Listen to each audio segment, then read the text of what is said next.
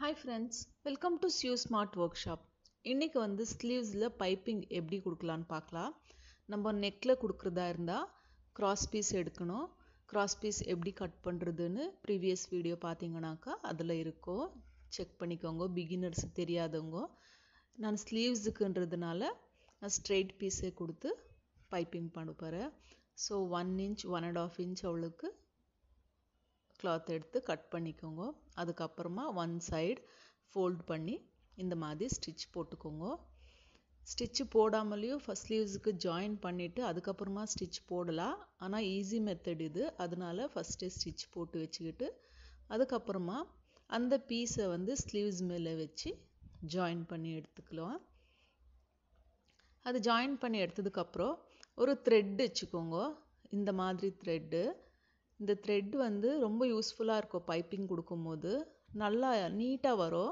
So இந்த த்ரெட்டை வந்து அந்த பைப்பிங் ஸ்டிச்சிங் மேலே வச்சுட்டு இந்த மாதிரி க்ளோஸ் பண்ணி எட்ஜில் வந்து ஸ்டிச் போடணும் நீங்கள். ஸோ நீட்டாக வரும். ஃபினிஷிங் நல்லா இருக்கும். த்ரெட்டு போடாமலேயும் தைக்கலாம். ஸோ பிகினர்ஸுக்கு வந்து ரொம்ப ஈஸியான மெத்தடுன்றதுனால த்ரெட்டு போட்டு தைச்சிங்கன்னா ஃபினிஷிங் வந்து நீட்டாக வரும்.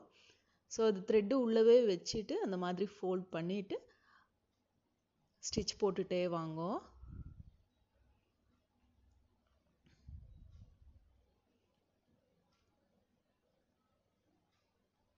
ஃபுல் எட்ஜ் வரைக்கும் ஸ்டிச் போட்டாச்சு.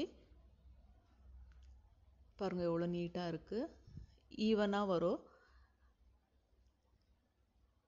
நீட்டாக இருக்குது. ஸோ பேக் சைடு வந்து நீங்கள் ஹெம்மிங் கூட பண்ணிக்கலாம்.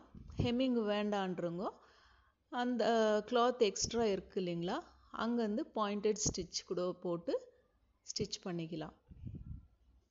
இந்த மாதிரி ஸ்டிச் பண்ணிவிட்டு ஃபினிஷ் பண்ணிக்கோங்க. ஆனால் நெக்கில் வந்து பைப்பிங் கொடுக்கும்போது இந்த மாதிரி ஸ்டிச் போடுறத விட ஹெம்மிங் பண்ணிங்கன்னா ரொம்ப நீட்டாக இருக்கும். தேங்க்யூ ஃபார் வாட்சிங்.